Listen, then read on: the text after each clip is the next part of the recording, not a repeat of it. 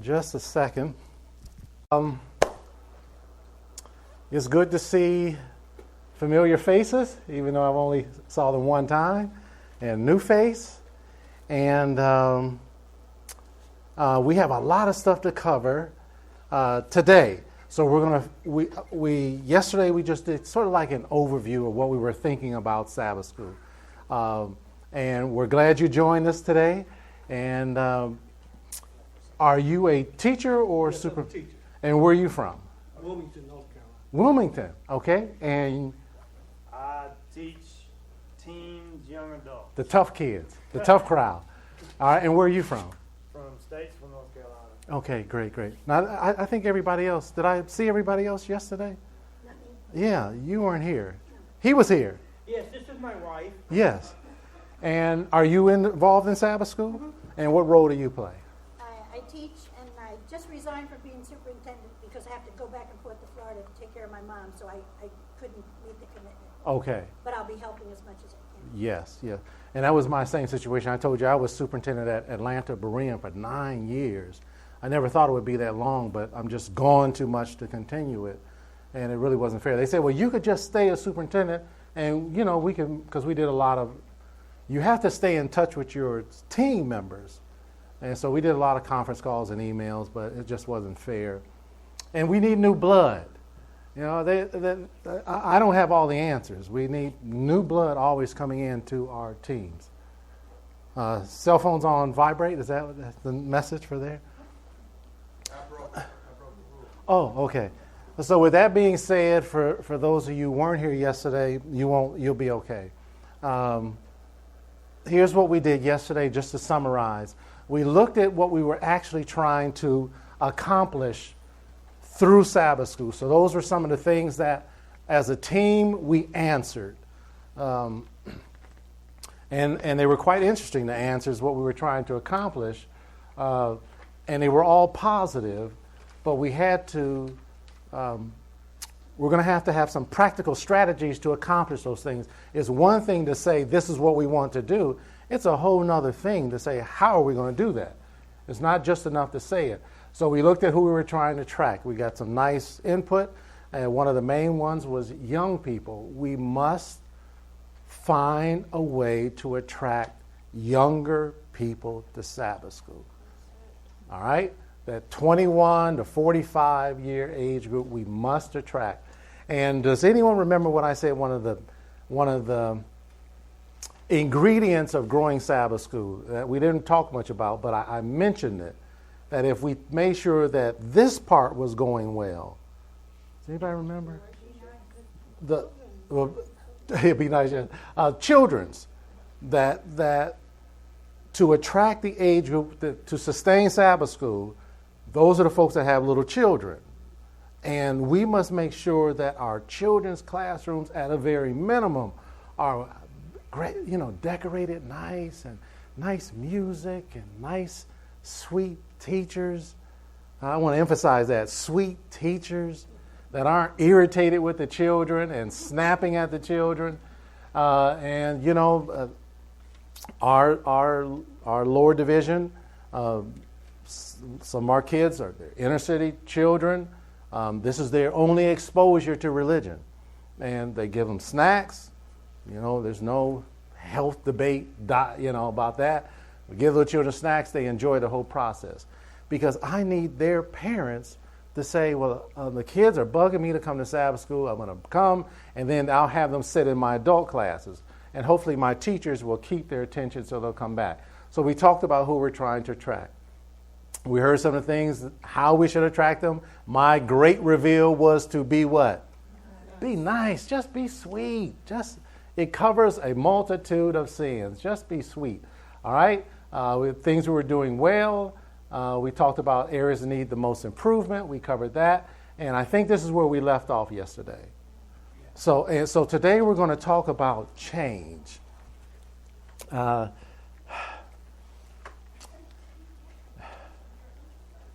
We love change as long as it's for someone else.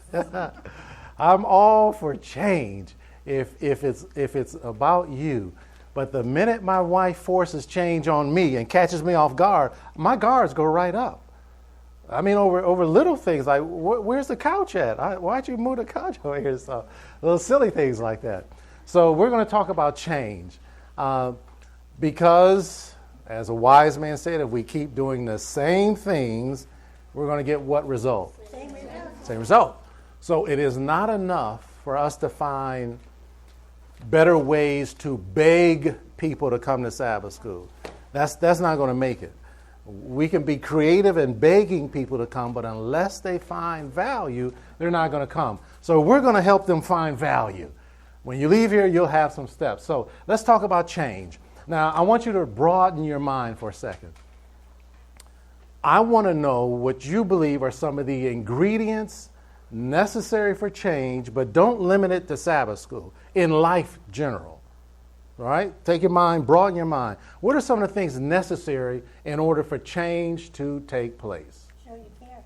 So you have to care about something, okay? All right? Remember, this is not just Sabbath school. You have to have an interest in the subject. All right? You have to have an interest. Spirit-led. All right? Yes. Pathfinders, we never take anything unless we give them something that's better in return. So I don't know how to write that. Exchange. That was too long. Exchange up. Exchange up. Huh? Upgrade. Upgrade. Is upgrade okay for you? Okay, but listen now, don't limit this to, let's think about your health. Something's wrong, it's not working, you've got enough So pain or something. so what if I just said a need? Right? Because you will never change if you don't see the need. I don't care what anybody else says. If you don't personally feel the need, you won't change. Yes, sir. You have to change your habits. So it's got to be a change of habits, right? All right, what else? They were missing a few things. For change, an ingredient Prayer. for change. All right, but let's say I'm not religious. Oh. These principles are the same. Okay. As- Acceptance, you gotta have an attitude of, all right, so definitely your attitude. All right, attitude, yes. Open-mindedness to ideas and people. Open mind. I know you can't read my chicken scratch, so I'll read it for you. So you have to have care and interest in whatever it is. Change, for the sake of change, isn't really of any value. There must be an upgrade, right? A reason.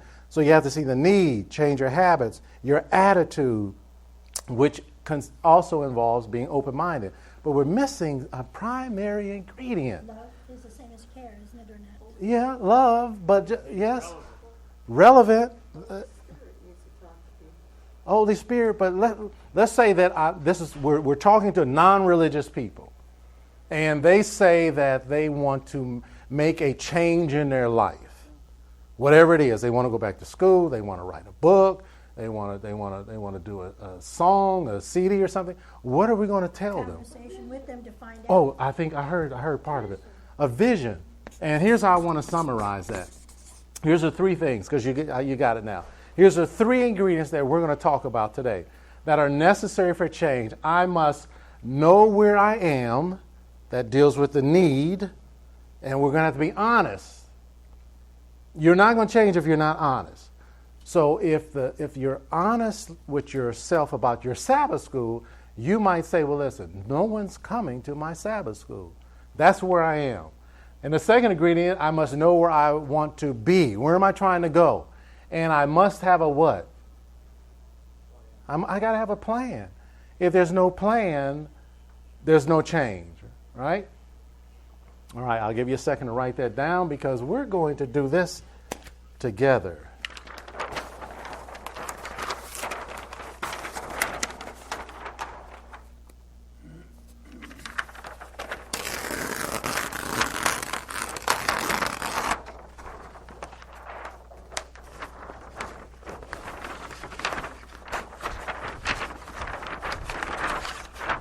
This looks good right here. Okay.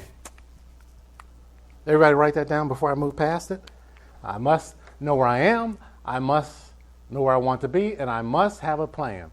So today we're going to talk a lot about the overall program that we offer people on Sabbath morning.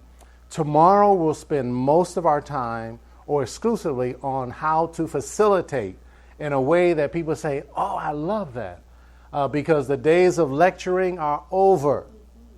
No one but us senior citizens will come out for a lecture on Sabbath. All right, so here's what we're going to do. Let's imagine that we have unlimited resources.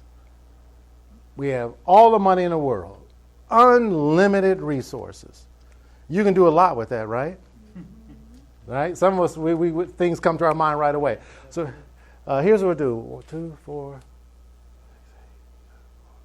Oh, it's a perfect match. Okay.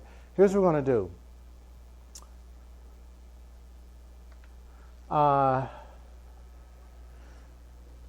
Let's just design. We're going to design a perfect program. It's based in the community. This is not Sabbath school, so just work with me on this, okay? Trust me, this is going to make sense. Okay, it's not Sabbath school. It's not in a church. It's a community-based program. And let's say it's for 2 hours. And let's say that less than an hour, we'll just say 45 minutes of this community-based program is Bible study. Ooh, my handwriting is getting worse and worse. Okay, so it's based where at? Where's this going to be at? In the community, okay. And it's going to go for how long?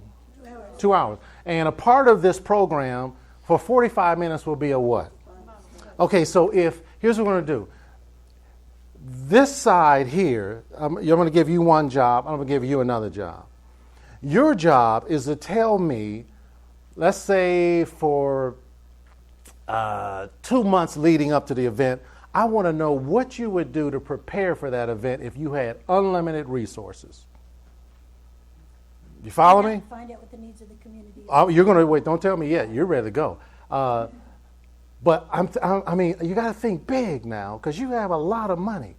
So you could have this lovely couple. You could like have a helicopter lower them down on a rope with a megaphone and just fly through the neighborhood. That's the kind of money you have, right? So don't limit yourself to say, oh, we couldn't afford to do that. So your job is to tell me what we're going to do for 2 months leading up to this big event in the community, right? Your job is to tell me what that event will be like. When the doors open, what's going to happen first? This is going to happen second. What do you want to do, change teams? No, you can't change sides. Is this the hard side? Okay, so your job, I want to know. I don't want to know just stuff that's going to be there. I want to know what happens first, what happens second, and I'm going to give you some things that you should consider, okay? As we are considering this, because yesterday we talked about how to get our young people involved. So when you're doing your planning, I want you to be thinking, what part of this planning can our young people do? All right? And when you're talking about this day and you're telling me everything that's going to happen, I want to know what part of this day is either being done by young people or for young people. It's not exclusively for young people, but I just don't want us to leave them out, okay?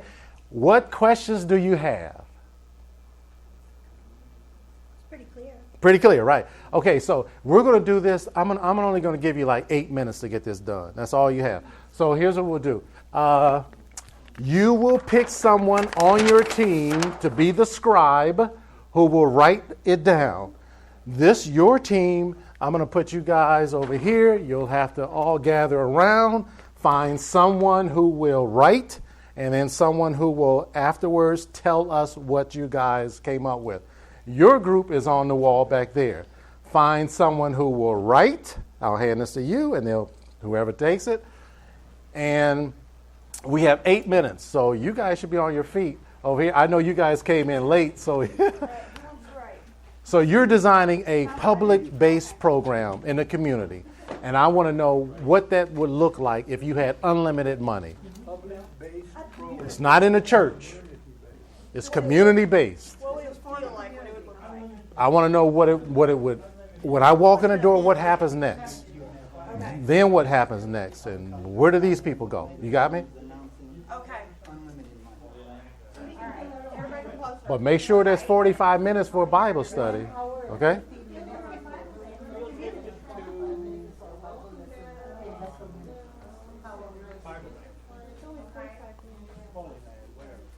No, but this is preparatory. This is all preparatory. prep. This has nothing to do with the 2 hours. That's right. This is preparatory. Volunteer.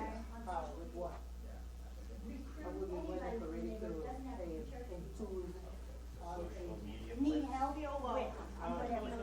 Led by President Obama.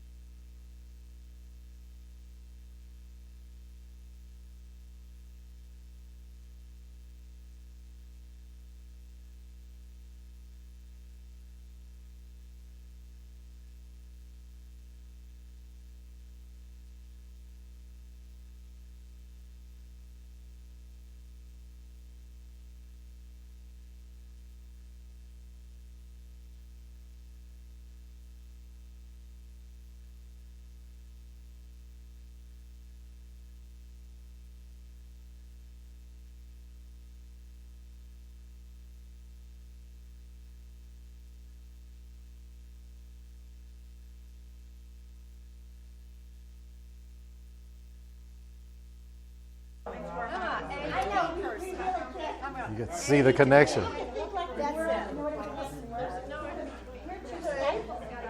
All right, people, we are out of time. And we'll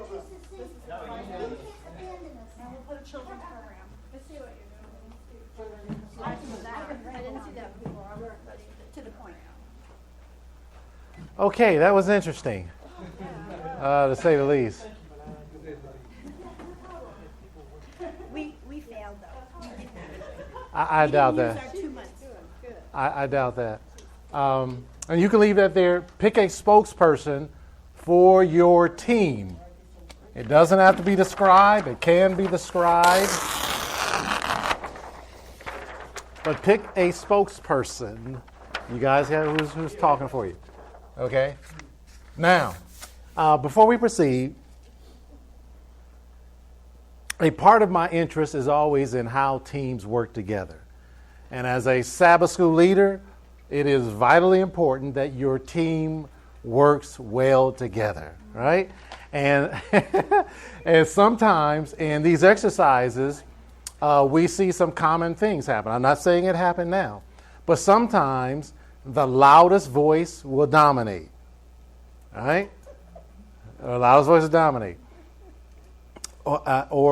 Or sometimes the most aggressive personality will dominate, right? And what happens if I allow that to happen, here's what happens to the other people. They do this. They shut down. And here's what they're saying. Well, they're not listening to me anyway. And as a team leader, I have to make sure that I get input from everyone because I need everybody's input, right?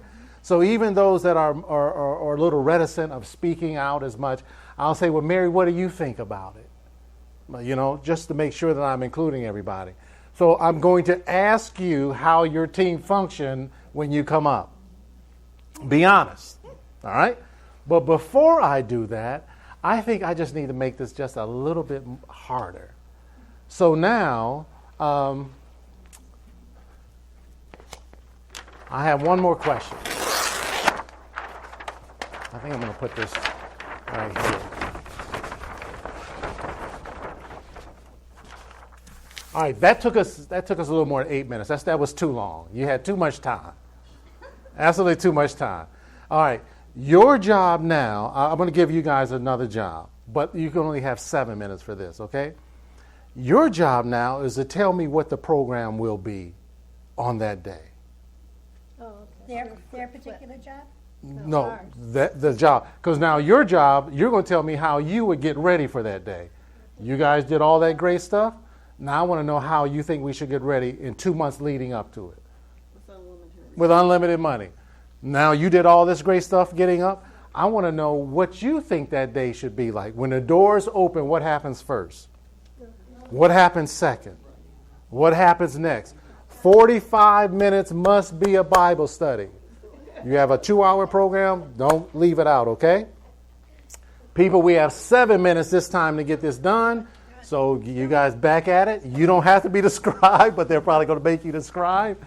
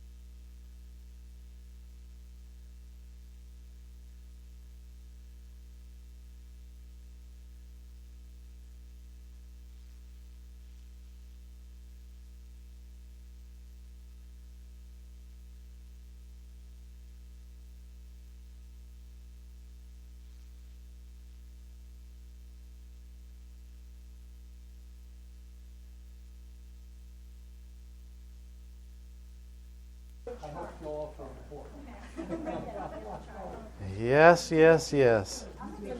I hope you have a spokesperson. Go back to my introverted self,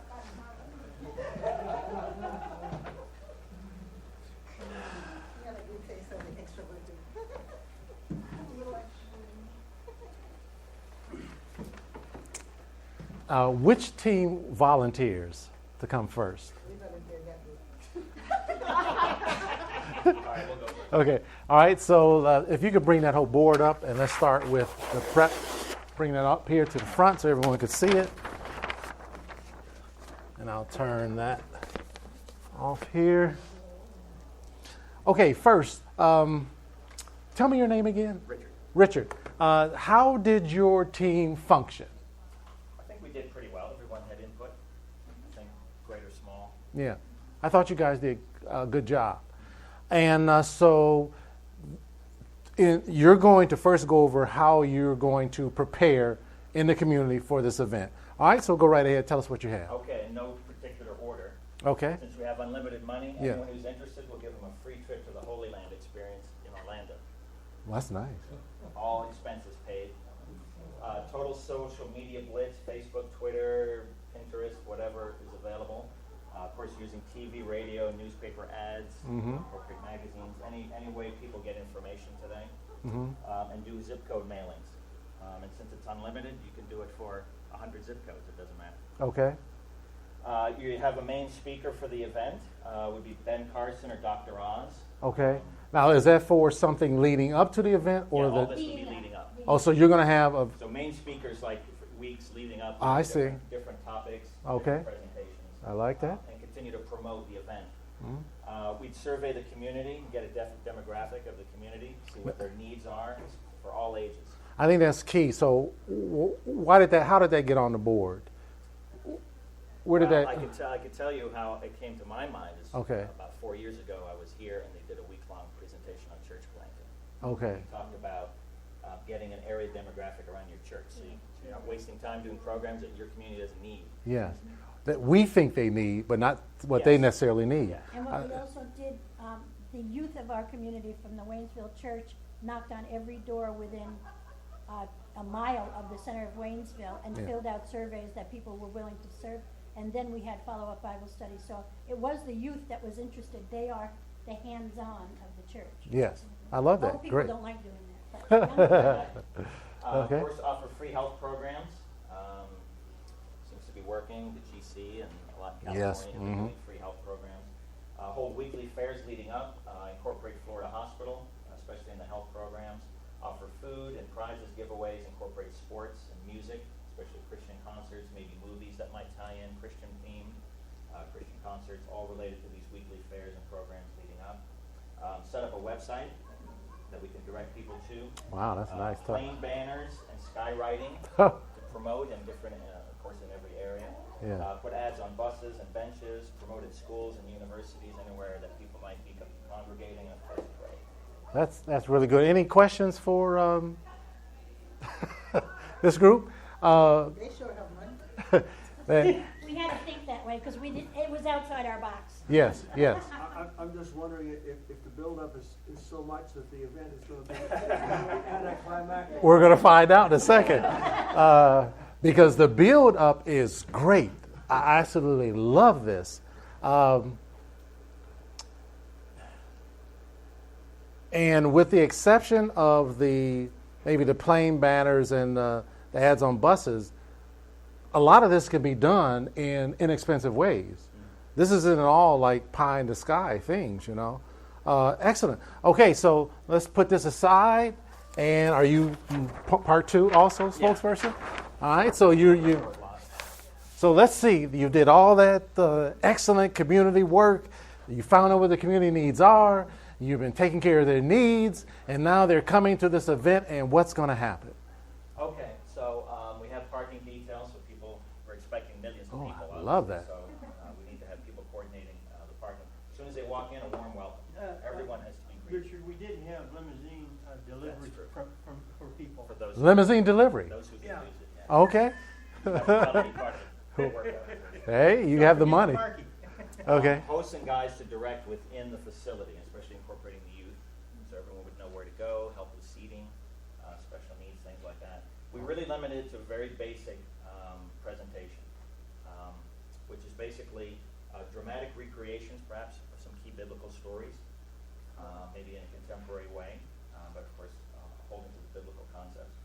Having a concert, and then the themes would be overlapping, so the dramatic recreations would be leading into the concerts and the song choices and the particular ways of singing or presenting that music, which would lead into the Bible study, so it would all incorporate into that, and then have a big banquet at the end. So we kept it very simple. And there would be offer of, probably wrong wording considering we didn't incorporate it into the main event, but breakout sessions, so future invitations for things like parenting classes, health-related things. In the future. Marriage, things like that. Oh, I love it. And Now- the only other thing that I have to add is the 45-minute Bible study is in contact with, we might have costumed people walking around the whole time, and when the Bible study came, we would try and incorporate the dramatic Okay. Bible costume person in the Bible study as well. Professional. Okay. Now, why do you have those 3 lines scratched out? What's that about? We had time.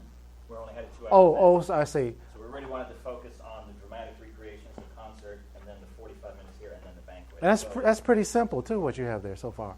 Any questions about what they've done? I think you guys did a great job. Let's give them a hand for that. That was a spokesperson for this team. Yes, it's me. Okay, so let's see. Let's do your prep first. Okay. Let's do your prep first. And you have a tough act to follow. And I see your team looks. Now they're broke. She said y'all are broke we're now. So tell me your name again. Holly. Holly. And Holly, let me ask everybody, how did your team function? Honestly, do you think it needed room for improvement? It was just perfect? What do you think? I would have liked to have heard a couple other voices a little more, but Okay. All right. No one else wants to say anything? We all felt free to speak, but some did not. Okay. Perhaps next time, they should be drawn out a little bit. Okay. All right. I like the interaction because somebody said, we are going to contract a team to do so and so.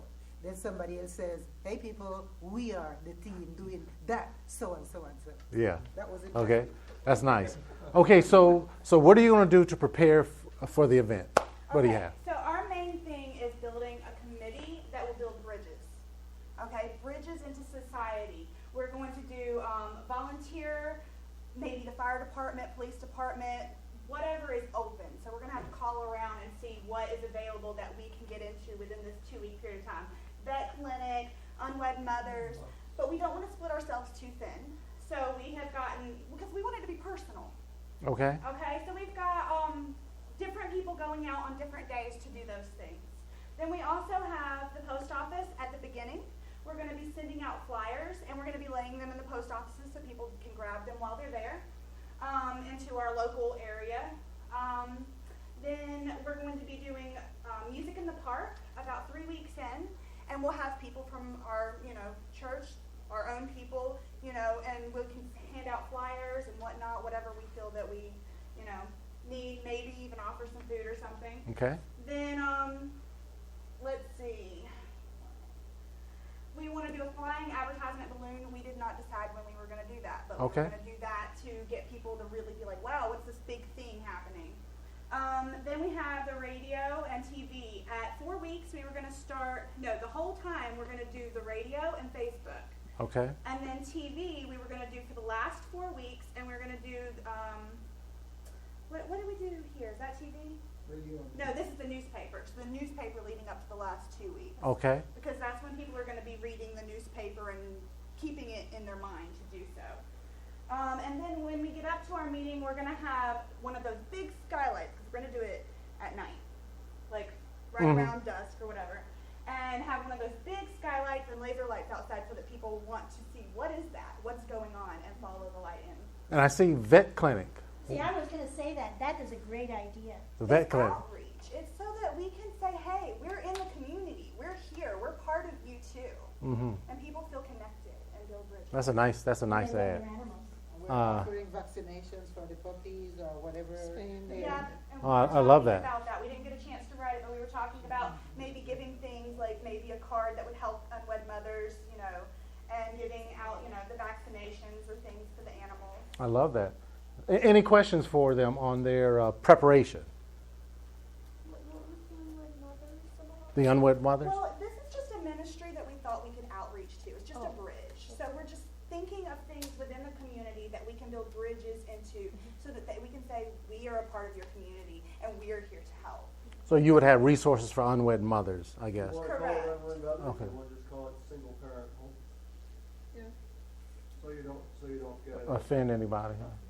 Okay, yeah. Well, we want it to be in the community so that we're getting mingling with those outside of our basic structure.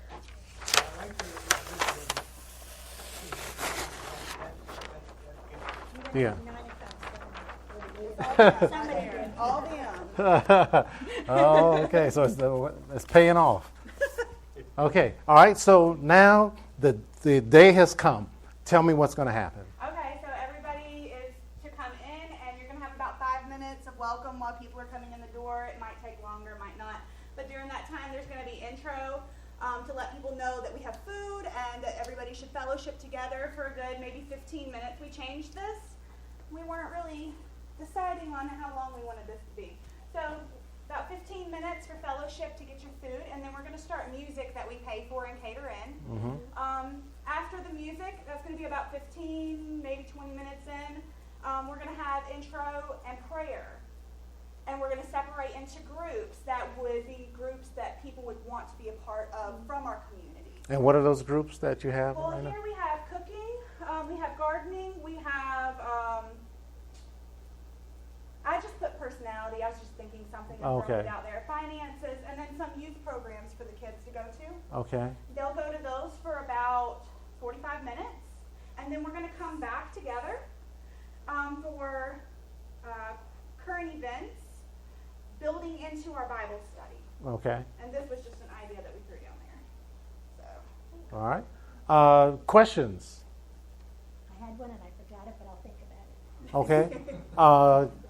Now, were you guys? We taught them the same thing they taught them doing, especially the children youth department. Mm-hmm. Let them do some kind of dramatized something, so they are part of the story. Now we are telling them a story. They're part Make of the them be story. part of it. Okay. Now, let me just. I failed to ask earlier. Was it? I know what it was. What was it? Go ahead. We didn't know if this was a one-time event of 2 hours, or was it going to be ongoing, weekly, monthly, whatever? For exercise purposes, it was just a one-time event. Okay. Uh, Because it wouldn't make a difference on how you gear it. It would. Everything. Yes, absolutely. Was it difficult for you guys to get on the same page when you? This was the first one you did. Was it was a little difficult to get on the same page? A We, little bit, yeah. Yeah. in the future, maybe the mission should be written out, and because we had to, like, some people were thinking along this lines, like, Mhm. we had to bring them back into Narrow the, down. hmm Narrow down. yeah. Yeah. And that ties back to the first question that I asked for when we started the seminar. The first question on the screen was, what is it that we're trying to accomplish through Sabbath school? Because you'll be surprised that a lot of us have different ideas of what we're really trying to do. And when we are not on the same page, we're not as efficient. Now, if we're all on the same page, this is what we are doing, let's just say for 2016. This is our goal in Sabbath school. Then we could all, synergize and get that done. So let's give them a hand. You guys pulled it off. I was a little worried about your group for a minute, but you pulled it off. Now, here's my question. We didn't spend all the money. You guys didn't spend a lot of money at all on taking. Yeah, but Keep doing this. they hardly spent any money at all. Now, I think your team was more literal because you guys actually divided up your team members to get this done, and that's the first I've ever seen that happen. Usually we're thinking, we're going to have a lot of help, but you counted each other out. My question is, why can't we do this now? Money? let's just take the money away, because some of these things we can do without money. Why can't in 6 weeks we all have a super Sabbath school day where we do all those same things that we can afford to promote the event, and on the day of the event, do that. Why can't we do that? Why? Yes. I learned this morning, if it's God's will, then it's God's problem, and it's his way to do it. We have to submit to him by being, to die, so to speak. Okay. And let him impress us. And our prayer is at the end, but of course the prayer must be in the beginning. Okay. And if we're planning this 3 months or 10 months down the line, our whole people that are interested in doing this must be on our knees praying, and God will Yeah. impress us to do exactly what he wants with no fear, Yes. under any circumstance. Yes. We were talking about demographics, but you can get a lot of demographics for your county, for your area off the internet. You don't really have Yes. to pay to have it done. But my question is more of a core question. We say we want to grow Sabbath school. It won't happen on its own. It's going to take work. And thinking outside of the box, that's sort of like a cliche now. But it will take that. And so I'm saying, why can't my little church, with the resources we have, do this? Yes. You probably don't do it because we've never done it. We never thought about doing it. The fear of the unknown. Yes. And here's why we're going to be talking about change. Why change is such a struggle. We overvalue what we have, and we undervalue what we could gain if we could just let that go. That's the fear factor comes in. We place so much value on what we know, our comfort zone. Okay, it's a little scary going out into the unknown. But like every year in my church, I see your two hands, I'll make sure I get you. Every year in my church, at the end of the year, we have a Sabbath school luncheon for our entire department. All the members of Sabbath school, all their families is huge. It's like over 100 people because, we have a big church. And we have really nice food because as a leader, I know that I must celebrate my team. I must celebrate accomplishments because these are volunteers. No one's getting paid, right? So as a leader, I know I just can't say, you keep serving, and I never give any acknowledgement that what you're bringing to the table. So as a leader, celebrate your team. So anyway, every year I have a nice acrylic, I don't know, they're not a plaque, I don't know what it is, some kind of award thing, where I'll have the lower division teacher of the year.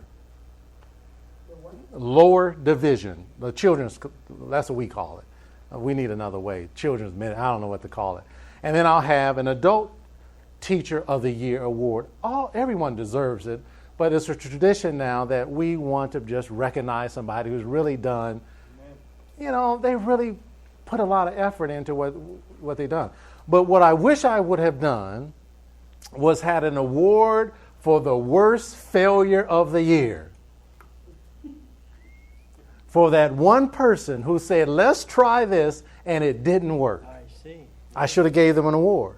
Yeah. Because at least they tried something different. That's a bravery award. Yeah, a bravery award. That's what I should call it. A bravery award. Excellent. So I'm saying, why not think big? Why not say, listen, we can't do this all the time, but we're going to do this in September. Here's what will happen. You will do something incredible, and your team will start thinking, hey, if we did it once, we could probably do that again.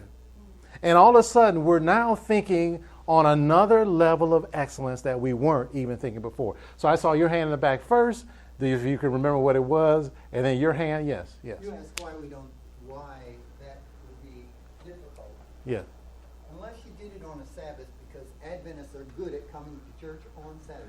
But Yeah. any time else, it's probably not going to happen. So we said that we didn't have money. We don't have people either. Yes. We have people to come to church. You can go to church on the weekend, but Yeah. you can't get anyone to come. Prayer meeting, look at what happened. Yeah. So you would have to be creative. So you're probably going to have to talk to the church down the street Say, we don't have enough resources. Partner with us. There are no churches down the street. All right. Well, you're probably going to have to talk to God to say, we want to do something different.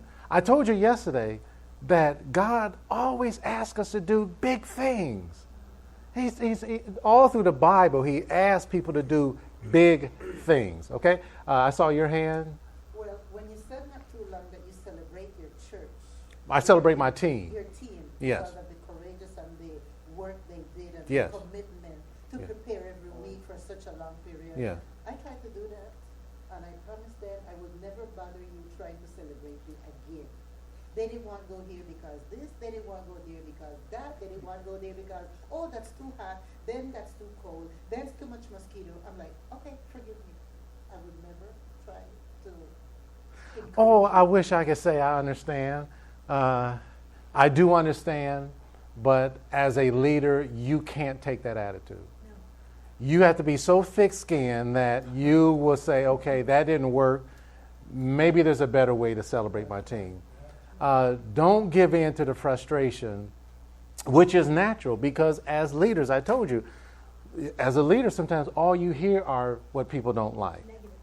But as a leader, if you believe that God has given me this role, not man, I'm doing this as service to expand the kingdom of God, I have to fight back my own hurt feelings. Amen. And that's really what it comes down to. Yes. I'm taking that home. Huh? I'm taking that home.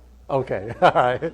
Yes. In a lot of churches, the award thing, in my opinion, wouldn't work because we only have one children's Sabbath school teacher. We Yeah. have 3 adult ones. Yeah.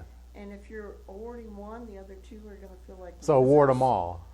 So, Bring them all up. yeah. If I only have four, Yeah. if I only have 4 people, I'd bring them all up at the end of the year. I'm just saying, don't get hung up on that thing. Your focus is rewarding and encouraging. I'm just trying to affirm and celebrate what they've done.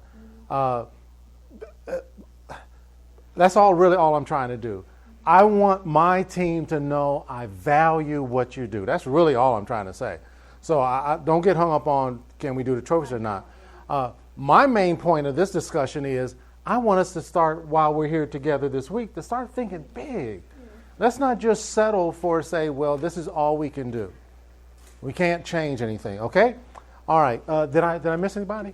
Yes. Can we have some kind of a blessing on them when they start out their year or something? Yes. Have the pastor or the Yes. elders come up and lay their hands on them, Yes. a special prayer for them, like they were going out to the foreign mission field or something. That means, if that had ever happened to me, that would have meant a lot to me.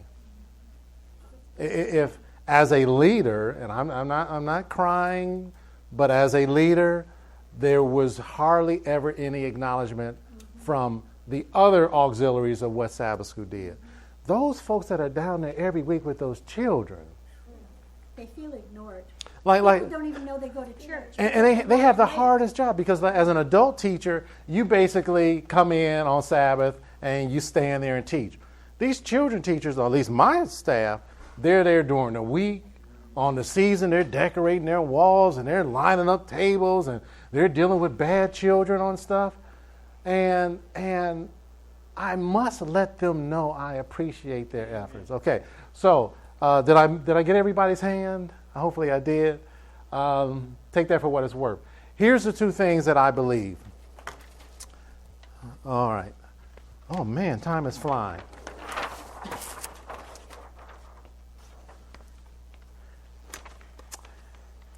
At the end of Sabbath school, I want people to leave with certain impressions. I want them to leave feeling something, okay? And I want you to help me come up with that. What are some of the things that you want, not just you want a visitor or a member or anybody who comes to Sabbath school, what are some of the things you want them to feel as when they leave your Sabbath school? That they were included. Oh, included. Oh, I love that. Absolutely. Sabbath school class. Sabbath school class, the people who were either in the program, who were there for the program, or in your class. What do you want them to feel when they left? Yes. On the bottom of the page, my Sabbath school class, I want them to go with a biblical homework assignment. Oh, bottom of your page. put that at the bottom. Okay, I'll put it down here. Or they're hungry to find out some answers for So themselves. I want them to feel hungry. For more answers from the Bible. All right. What else? Mentally hungry. Closer to Jesus. All right. I want them to feel closer to Jesus. Yes. That God is personal to them and relevant in their lives. Oh, how do I write that? Relationship. God relevant. Closer to Jesus. That was this one, but she said that they. Tell it to me again. Maybe I can summarize it. That- Relevant to individuals. To your own life. Try it one more time. Apply it. Um, Apply the lesson. So when the people leave, you want them to feel what? What do you want them to feel? That like I want what? them to feel that they are fearfully and wonderfully made. Oh, so valued. Can I say Yeah, that? by God. Okay, valued. I love that. I would go to a class if I left and I felt valued. Yes, yes. I want them to go away happy. Oh, happy. Absolutely. I want them to be smiling. All right, anybody else? Happy is different in different people there. What's that? Well, Happy is smiling. different in I know, but what I want, let's concentrate. What do I want them to feel? Yes. I often ask my class when I'm finished, what's The your takeaway. take-home lesson Yes. for today, or what did you hear was the take-home lesson? Yes. And every class should have a takeaway. Yes. Yeah. But I want them to feel stuff, right? Often when I'm at a meeting that ends, I'm saying, do we have to go home now? Have them feel like they can't wait to get back. Yes. The hungry part. Hungry? Okay. Jesus attracted huge crowds. And if you would analyze how he attracted them, there are two things that people left. And especially the Sermon on the Mount is a classic example of what I'm trying to convey. And here, let me just give it to you. And this is what you know at every seminar they say, if you forget everything else, remember this. So this is my chance to say, if you forget everything else I told you, remember this. At the end of my Sabbath school program or class, I want people to leave with these two things.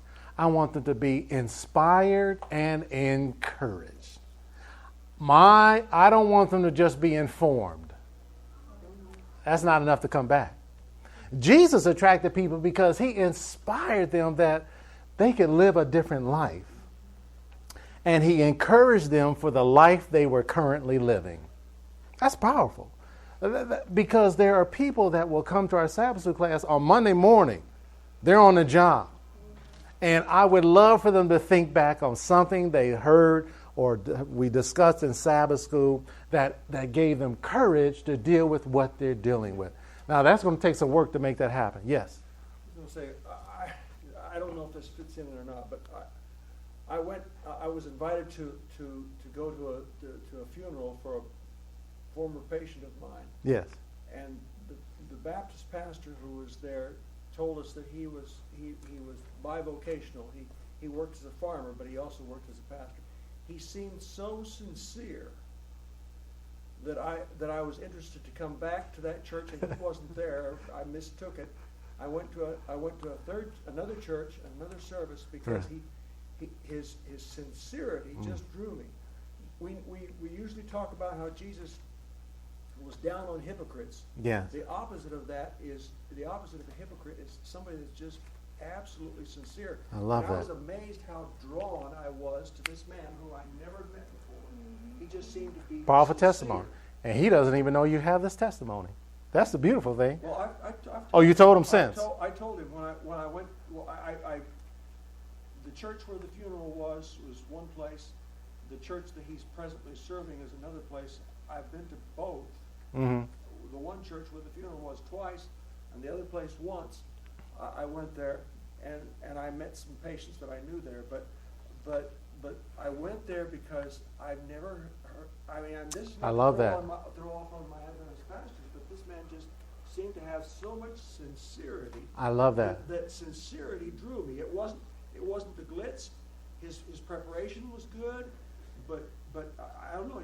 You look around and see if you ever see it. But Well, sincerity, I when you say that, I'm thinking about the text that said, speaking of Jesus, it says, and the common people heard him gladly. He had a way of relating to the high and the low. And there was no fluff. He didn't throw fluff, and he didn't throw shade. He was just sincere. Yes. Were you going to say something? Okay. So listen. Now let me just kind of expand on this because we only have a few minutes left. This is vitally crucial to growing Sabbath school.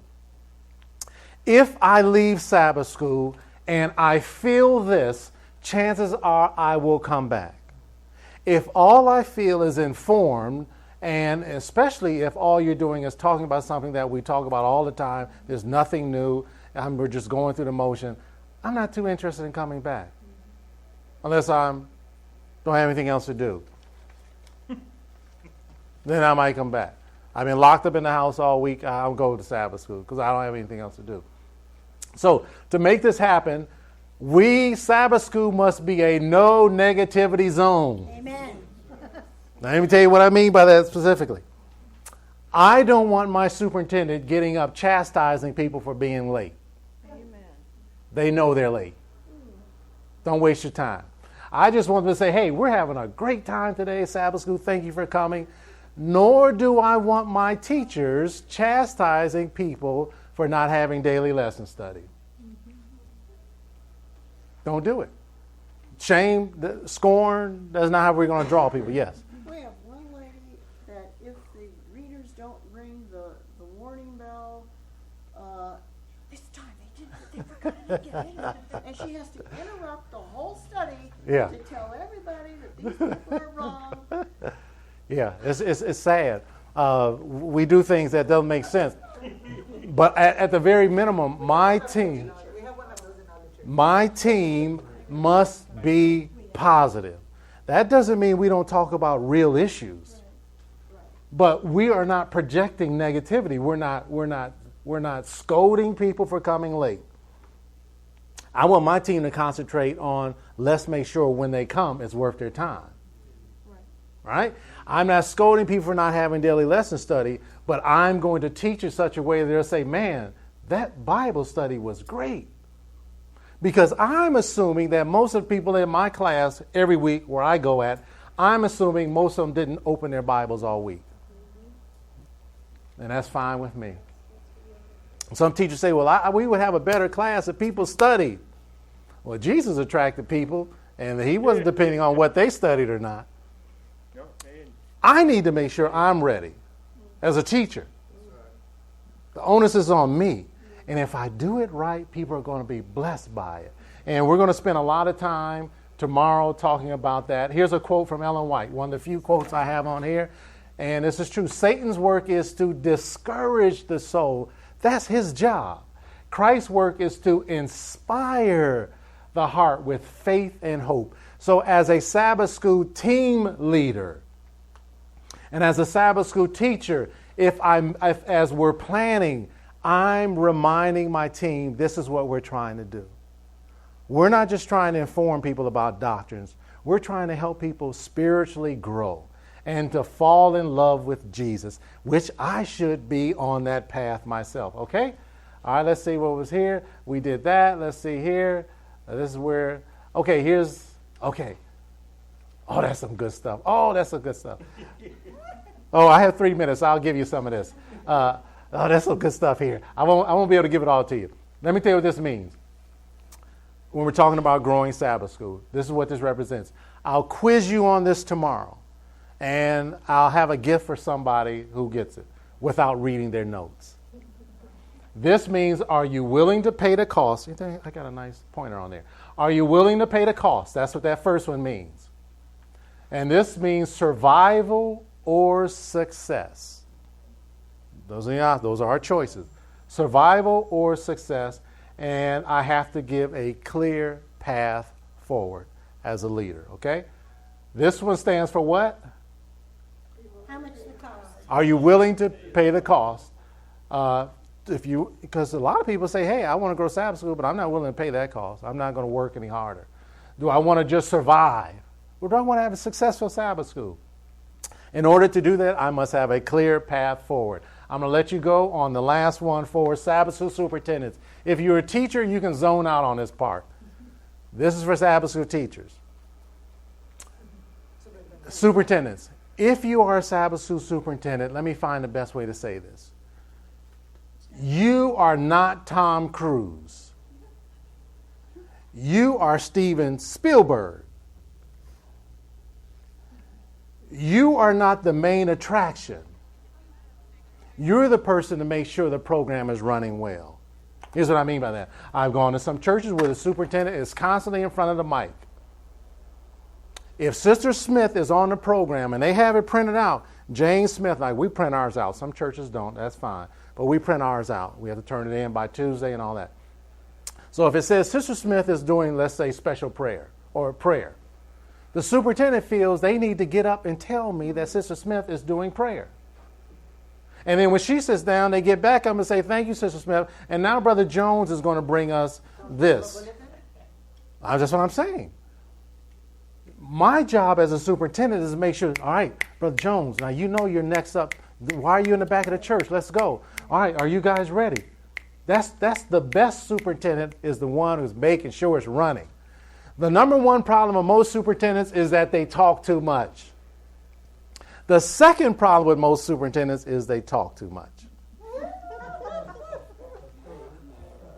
But those are the people that we look to make superintendent. Hey, but the same thing could be true. The same thing could be true, say it for some teachers. Some teachers talk entirely too much.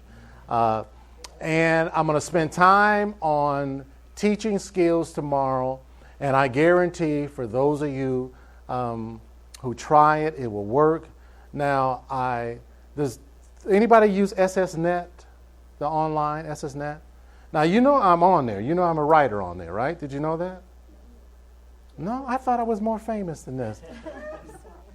But I contribute weekly to the SSNet online blog. I haven't the last week because I've been traveling so much. But at the end of all of my articles, I even have questions that teachers can use in their classes. And if you go back and scroll, you'll see Curtis Hall there, okay? ssnet.org. That's the online lessons. And it's ssnet, ssnet.org.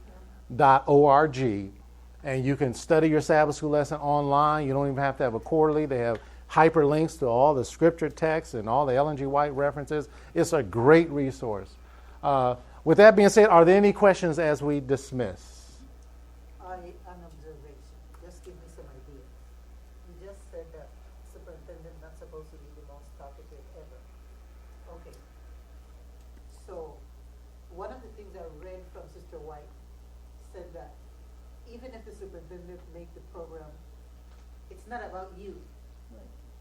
And when we meet in the group and we talk about this, those are the things that I present to them in writing. We read it, we talk about it, and they still work on the content and make the program about more. Tell me which language do I say so I can get the message across. For the people who are on your program, you want to... The superintendent that still make the program about self. Are you the general superintendent? You're just going to have that conversation. How many times? I only need to have it once. I don't know how your method of communication is, but I only need to have that conversation one time. It's going to be a non-threatening way. Listen, this is what we're trying to do, so we're trying to accomplish. We want to try a different approach. That's the way I would do it. Now, if you're just telling people off, then maybe they'll put up barriers. But I find that most people are receptive. They just need a little instruction. So don't give up.